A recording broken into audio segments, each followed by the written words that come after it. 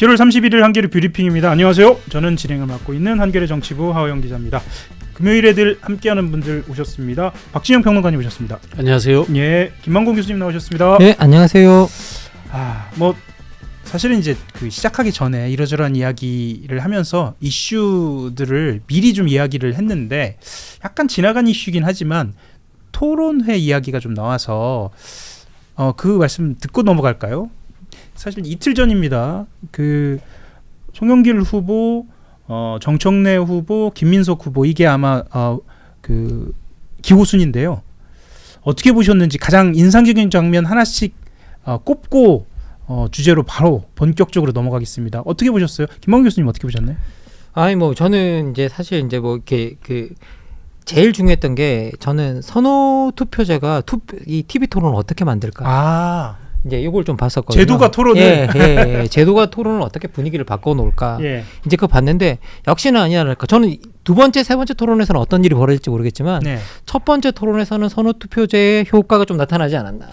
동의합니다. 네, 선호 투표제가 원래 이제 너무 비호감이 되면 과반을 점령할 수가 없어서 이게 네거티브를 상대적으로 적어지게 만들거나 아니면 좀 신사적으로 만들어주는 효과가 있다라는 게 정설이거든요. 저희들이. 그런데 적어도 1차 TV 토론에서는 서로 끝까지 물고 늘어지거나 서로 이렇게 악다구니를 쓰면서 싸우는 일은 사실은 전혀 안 보였잖아요. 서로 어떻게 보면 이렇게 약간 뭐라고 해야 돼? 권투로 치면 잼만 날리고, 묵직한 펀치를 날렸다 치지만 상대방이 말하면 거기 그다음 펀치는 또 안 날리고, 그냥 물러서는 그런 것들을 자꾸 보여줬는데요. 이제 그런 측면에서 이렇게 들여다본다면 선호 투표제가 생각보다 이제 어떻게 보면 토론에 영향을 미치고 있는 게 아닌가라고 저는 개인적으로 생각합니다. 토론의 질적 측면에서는 어떤가요? 토론의 질적 측면에서는 그게 이제 저희들이 또 선호 투표제의 부정적인 측면 중에 하나가 또 뭐냐면 또 그게 네거티브를 못하게 하기도 하지만 사실은 적극적으로 더 치고 들어가서 또 이야기를 해야 되는데 그것도 못하게 만드는 효과가 있다라고 또 이야기하거든요. 본질에 더 들어가려면 더 치고 받으면 들어가야 되니까. 그래서 그거를 못 파게 하는 효과도 있다라고 이야기를 하고 있어서 선호 투표제가 확실히 토론의 분위기와 질을 좀 바꾼 것 같긴 하다. 그런데 이제 전통적으로 우리 TV 토론을 봤을 때 우리가 TV 토론에 네거티브가 넘쳤지 심도 있는 토론이 별로 없었으니까 이제 심도 있는 토론을 별로 기대하지 않는 측면에서 본다면 선호 투표가 네거티브를 좀 제거했다라는 점에서 긍정적이었지만 문제는 뭐냐? 이게 네거티브가 이제 아예 없고 또 심도 있는 토론조차도 잘 없으니까 이제 이 토론의 자체가 되게 밋밋해 보이고 재미없어 보이는 이제 그런 이제 현상이 좀 나타나는 거 밋밋하다라는 평가들은 좀 있었습니다. 그렇게 생각이 들었어요. 박지원 평론가님 한 장면 꼽아주시죠. 두 장면이 두 장면이요. 좋습니다. 하나는 송영길 대표가 이재명 대통령을 보완하기 위해서 나왔습니다. 당대표는 무엇인가 여당일 때 굉장히 잘 규정해줬다. 그런 점에서 박수를 보내고 싶었고요. 두 번째 한 장면은 김민석 후보가 정청래 후보에게 유시민 작가를 왜 비판하지 못합니까? 라고 했을 때 십자가 밟기 합니까? 요걸 두 사람이 이어갔어야 돼요. 이게 사실은 이번 전당대회의 노선투쟁이거든. 그렇게 집약이 됐나요? 그게 노선투쟁이지 않습니까? 유시민 작가는 왼쪽으로 가라. 전통적 지지층과 이 검찰 사법개혁에 집중해라. 라는 거고 이른바 이재명 대통령과 이 이른바 정부 쪽은 경제, 민생 등 중도 실용으로 가야 된다. 이게 노선 논쟁이잖아요. 이걸 그냥 유시민이라는 단어로 압축이 됐습니다만 그걸 저는 좀 더 끌고 갔어야 됐다고 봐요. 어떻게 끌고 갔어야 할까요? 아니 그거는 일단은 김민석 후보가 먼저 질문을 하고 그렇죠. 근데 그 질문에 제가 봤을 때 정청래 후보는 예상 답변을 갖고 있었어요. 그렇죠. 사실은 거기에 대해서 비판하겠다 안 하겠다가 아니고 그림자 밟기 하지 마라, 마녀상장하지 마라 라는 식으로 회피한 거잖아요. 그러면은 김민석 후보가 한 질문을 더 갖고 있었어야지. 이건 노선투쟁이다. 라든가 들어와라. 회피하지 말고 이제 들어와서 본격적으로 한번 논의해보자라고 갔어야 하는데. 그렇죠. 아니 유시민이 예수냐 이런 식으로 하면서 그걸 딱 끌고 들어갔어요. 질문했을 때는 의도가 있었을 거 아니에요. 근데 한 분하고 왜 말아요? 아마 지금 말씀해 주신 내용을 다음 토론회 때는 참고를 할 것 같습니다. 왜냐하면 이 판으로 본격적으로 펼치는 것이 또한 이 전당대회의 의미를 부여하는 것이니까요. 저는 딱 한 장면만 더 해보라 그런다면 저는 이제 그 레버리지 ETF 이야기 할 때 이제 그 반응이 정청 대표가 뭐라 그러냐면 없애야 된다 그냥 그러잖아요. 약간 제도에 문제가 있으면 그냥 없애는 거로 해결하려고 하는 예. 그 성향 이번에 이게 딱 그 검찰 개혁에서도 딱 나타나는 어떤 네. 그런 성향이라고 보이는데 그런데 그게 정말 제도와 입법을 하는 사람의 태도일까라고 생각해 본다면 저는 그게 이렇게 이거 너무 부정적으로 봐주지 말아주십시오. 입법자는 그런 태도를 가지면 안 된다라고 저는 생각해요. 예. 근데 방송과 유튜브의 태도로 안타깝습니다. 아마 토론회가 그 지금 보시는 시청자분들이나 구독자분들 이제 당원들한테는 여러 가지 참고가 됐을 것 같고요. 본격적으로 좀 이야기를 한번 해볼 텐데 실제로 순회 경선 시작일이 바로 내일입니다. 그리고 오늘까지로 투표가 마감이 되고 1차로 첫 순회 경선 결과가 발표되는 충청권 바로 내일 발표가 되고 그 다음 날은 이제 영남권이 발표가 되는데 자 전체적인 흐름을 봤을 때는 전체 국민조사 전체 대상으로 하는 국민조사에서는 정청래 후보가 그리고 민주당 지지층 조사에서는 김민석 후보가 앞서가고 있고 그리고 그 다음에 송영길 후보가 추격하는 이런 모습으로 좀 보입니다. 구도부터 한번 짚고 갈까요? 뭐 어떻게 보시나요? 그리고 충청권 첫 투표의 의미까지 좀 더해서 여쭙겠습니다. 일단 그 초반에 이른바 친명 대 친청의 대결 구도였지 않습니까? 거기에서 김민석 후보가 우위를 점했었는데 신천지라는 이 변수가 들어오면서 그 구도가 좀 허물어져 버렸어요. 그러면서 정청래 후보가 그 틈을 조직력과 그다음에 본인의 이 간결한 메시지, 이 신천지 논란에서 이걸 당을 해치는 행위 아니냐라고 이제 결집을 해서 공격을 합니다. 그러면서 그 역공세를 취하면서 거의 비등한 상황까지 따라왔다. 저는 그렇게 보여지고요. 기본 구조는 이재명이냐 아니냐입니다. 지금도. 그런데 이 구도를 김민석 후보 쪽에서는 얼마나 복원시키느냐 제대로. 특히 여러 가지 다양한 이슈 필요 없어요. 간결한데 강한 이슈. 그런 것들을 이제 다시 만들어야 되는 측면인 거고 정청래 후보 쪽은 현란한 전략 전술을 펼치고 있어요. 그게 먹히고 있어요. 그런가요? 그 충청권 같은 경우에는 과반이 중요하다라는 이야기들을 좀 하는데 어떻게 보시나요? 충청권 지금 상황은? 저는 수도권하고 결과가 비슷할 거라고 예측해요. 그래요? 전국적 민심하고. 지금으로서는 지금 여론조사만 보자면 박빙 상황. 박빙에서 김민석 후보가 조금 더 나올 가능성이 있다. 그렇게 보는 게 충남의 그 정청래 후보의 연고가 있습니다만은 우리가 아시지만 충남이라는 데가 이미 아산 천안은 수도권 정서예요. 그쪽으로 정서가 좀 더 그리고 이제 세종의 정서가 또 다르고 충북은 또 충남하고 정서가 완전 다르고 그래서 특정 후보의 연고라는 것이 예상했던 것만큼 크게 작동하지는 않을 것 같아요. 어떻게 보고 계시나요? 아니 뭐 갑자기 이제 그 저기 수도권하고 또 가깝다라고 이제 충남이 이야기하니까 갑자기 지도가 떠올라요. 왜냐하면 우리가 충청남도 북도 그러면 이렇게 있을 것 같은데 옆으로 있잖아요. 그렇네요.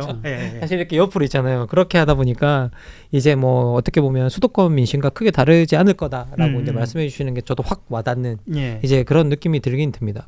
어쨌든 그런데 기본적으로 지금 이제 김민석 후보의 행보를 본다면 김민석 후보가 이 충청 지역을 먼저 간 게 아니라 경남 지역을 먼저 갔다. 그게 또 특징적이네요. 먼저 갔다라고 이제 보는 거는 뭐냐라고 하면 이 지역에서는 최소한 박빙은 될 거라고 생각하는 것 같아요. 자기가 불리할 수도 있다.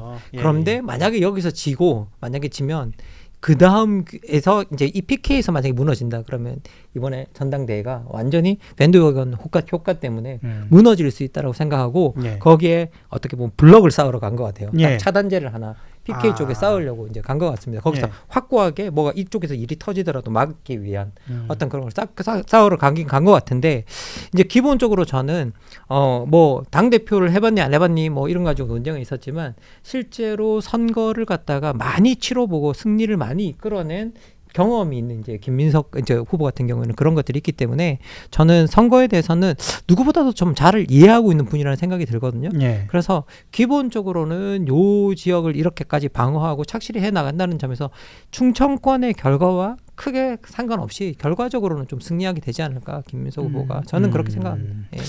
알겠습니다.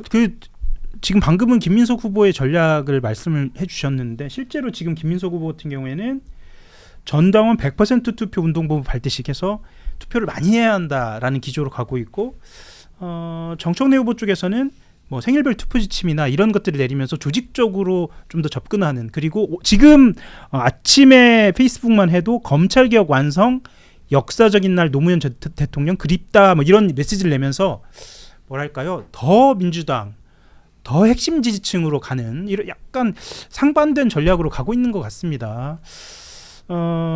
뭐 이어서 좀 질문을 좀 드리겠는데요. 말씀 주시자면 그러면 이번 첫 번째 이번 주말 충남 영남의 그 투표 결과는 크게 이후에 결정적인 국면을 열지는 않는다라고 보여지시나요? 뭐 어떤가요? 영남의 결과가 좀 굉장히 조심스러워요. 아 오히려요. 네, 언론에서는 주로 이제 충청에 집중을 하고 있는데요. 충청은 뭐 그 우위를 크게 보여주지 못할 것 같다라는 생각이 드는데 네네. 김민석 후보 입장에서는 영남에 조심해야 될 거예요. 그래서도 오히려 영남을 간 측면이 있군요. 그 정청래 후보 쪽이 원래 영남 쪽이 세요.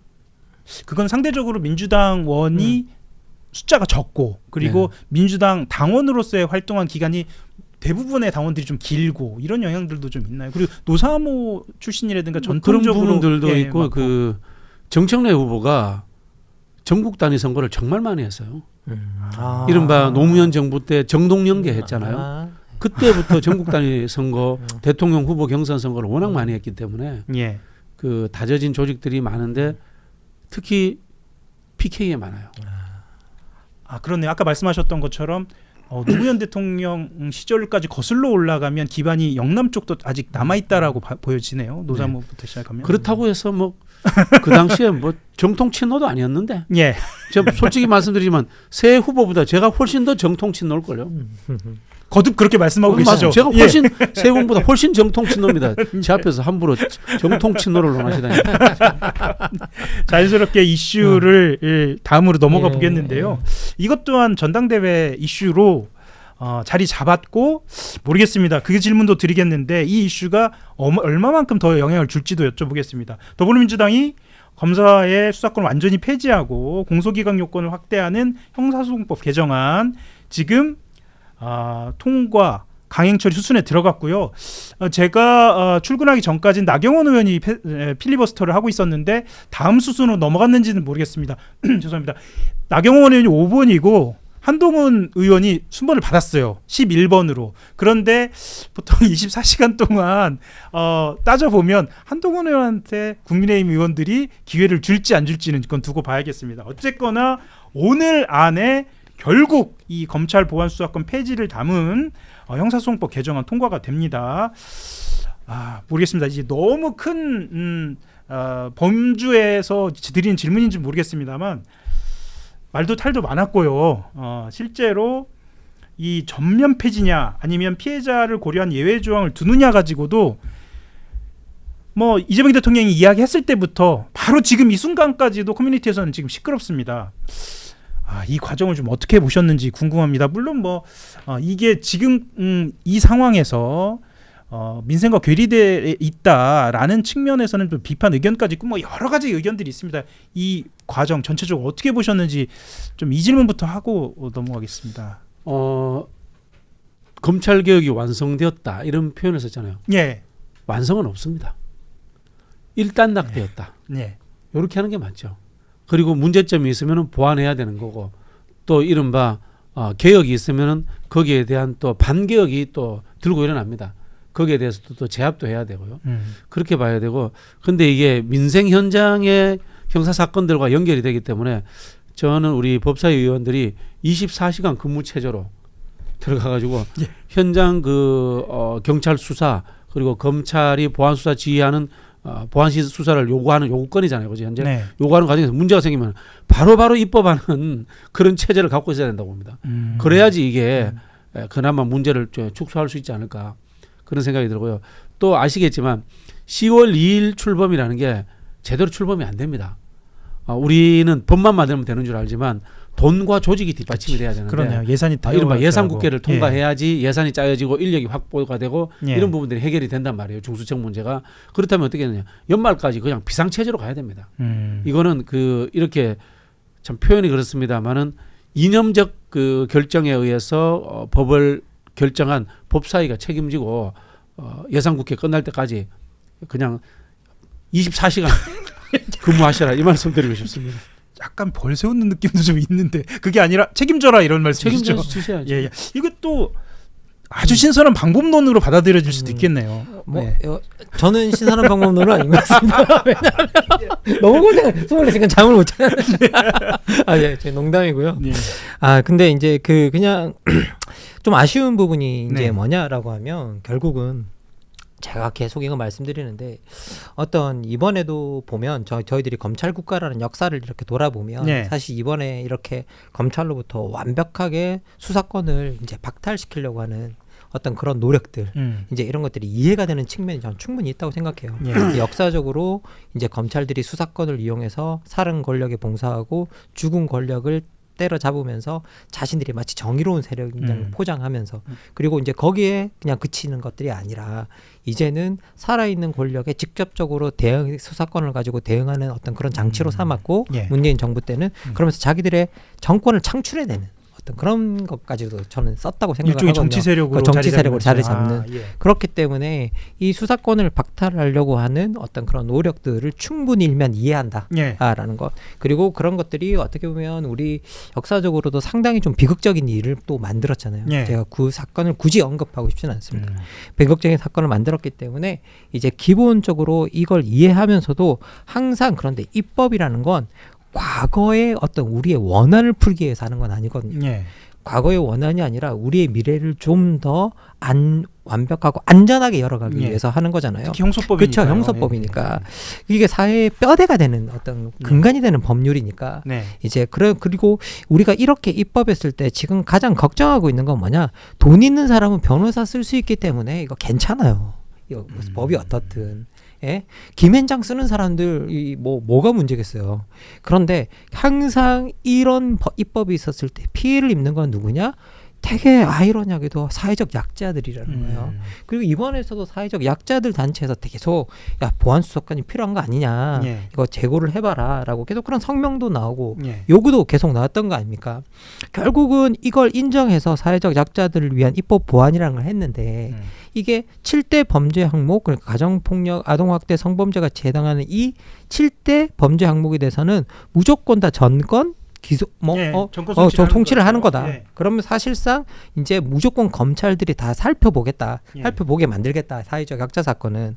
근데 문제는 뭐냐라고 하면 2026년 현재 검찰청에 쌓여있는 미제 사건만 3개월 이상 최종 처분이 안 난 미제 사건만 12만 건이 넘어가고 있고 검사 1인당 담당하고 있는 미제 사건이 최대 500에서 700건이라 그러고 그러면 여기서 경찰에서 어느 정도 컷오프가 되어서 들어오던 사건만 그 정도였는데 그게 정권 그럼 성취가 그것들이 되면. 정권 성취가 되면 정말 검찰들이 공소청에 있는 검찰들이 이것들을 일일이 다 살펴볼 수 있겠는가라고 했을 때 이게 오히려 더 형식적인 업무가 되고 그러면서 사회적 약자들을 보호한다는 취지로 다 보낸 게 결국은 역효과를 낼 수도 있다라는 그런 생각이 저는 개인적으로는 이제 저도 우려가 듭니다. 충분히 제기가 되었었고요. 이미 다 제기가 된 거고요. 그리고 문제는 뭐냐? 지금 현재 공소청이 기존 검찰청 인원보다 더 작게 설정이 돼 있어요. 그렇죠. 그런다면 다뤄야 될 사건은 늘어나는데 다룰 수 있는 검사들의 숫자는 줄어든다는 거잖아요. 수사 인력도 다 빠지니까. 그런데 이때까지 대검찰청 전수조사 결과를 보니까 송치 사건의 거의 절반가량의 검사가 직접 보안 수사를 했다라는 거예요. 그러면 우리가 이 문제를 어떤 방식으로건 보안을 확고하게 해야 되는데 지금 현재 분위기로서는 이제 박진영 평론가님께서 해주신 말씀 외에는 방법이 없는 거죠. 그러니까요. 그게 또 방법이에요. 지금 듣고 보니까 법사위가 원래는 저도 이제 그 여의도 정치부 출입을 15년 넘게 했는데 법사위 가장 편한 곳 중에 하나거든요. 그러니까 편하다는 게 다른 게 아니라 현장 없이 앉아서 주로 그렇죠. 작구 심사를 하는 곳인데 이제 앞으로는 굉장히 바빠지겠습니다. 그렇죠. 현장을 가야 하고 그렇게 된다면 자승자박입니다. 알겠습니다. 근데 말씀은 그렇게 해주셨지만 현실적으로는 법사위 이상, 그러니까 민주당이나 결국은 이재명 정부, 이재명 대통령이 또 책임을 져야 하는 그런 상황으로 가니까요. 그런 우려도 좀 나오고 있고요. 사실 이제 법 통과 직전입니다만 지금 언론에서 대대적으로 주목하고 있는 건 이 형사소송법 개정안에 담긴 공소기각 판결 사유 확대 조항입니다. 어렵습니다. 사실은 이 공소 취소도 어려운데 공소 기각도 어려운데 간단하게 말씀을 드리면 공소 취소는 검찰 단계에서 소송에 문제가 생겼을 때 본인들 수사에 문제가 생겼을 때 이것을 더 이상 소를 제기하지 않겠다는 거고 공소 기각은 재판 단계에서 판사가 판단하는 겁니다. 원래 있던 제도고 여기에 사유를 더 늘려놓겠다는 겁니다. 자, 민주당은 이게 이미 대법원 판례를 법조문으로 명문화한 것이다라고 이야기하지만 야권 이제 국민의힘에서는 검찰이 이재명 대통령 사건 공소 취소하지 않으면 그것에 대해서 대비해서 우회한 거 아니냐 이렇게 주장은 하고 있습니다. 모르겠습니다. 이 주장 자체에 대해서도 충분히 논박은 가능한데 논란이 일어나는 것 자체에 대한 이야기들도 많습니다. 이거 좀 어떻게 보시는지 궁금합니다. 짚고 넘어가야 할 것 같아요. 그래요? 예. 두 가지 속담으로 대체하겠습니다. 예. 오얏 나무 아래서는 각근을 고쳐매지 마라. 예. 그리고 국민의힘에게는 부처 눈에는 부처가 보이고 돼지 눈에는 돼지만 보인다. 예. 좋습니다. 뭐 저는 딴 게 아니라 예. 이 부분만 이야기하고 싶은데요. 네. 이게 뭐 우리가 사실 생각해 보면 우리 그 보안 수사권 문제는 사실은 오랫동안 이야기가 있어 왔잖아요. 그렇죠. 그리고 언론도 알고 뭐도 알고 다 알고 있었던 이야기고 그런데 이걸 좀 더 논의해 보자 그랬는데 뭐 논의가 안 됐다. 근데 또 정말 논의를 했나 안 했나를 또 따져 본다면 이게 논의가 있었다라고 우겨도 그냥 받아들일 수 있는 어떤 그런 부분이 있는데 이 공소기각 판결 사유 확대 부분 같은 경우에는 저는 사실은 이게 국회에서 논의가 진짜 있었는지 모르겠거든요. 저는 잘 못 들어봤어요. 저는 잘 못 들어봤고 그래서 찾아봤더니 최근에 2차례 논의를 했다라고 이야기하고 언론도 있고. 주목을 하지 못했어요. 그러면 사실 저희들이 제가 국회 상주하고 있는 저 정착은 좀 국회 상주하고 있지 않아서 무슨 일이 있는지 언론을 통해서 안단 말이죠.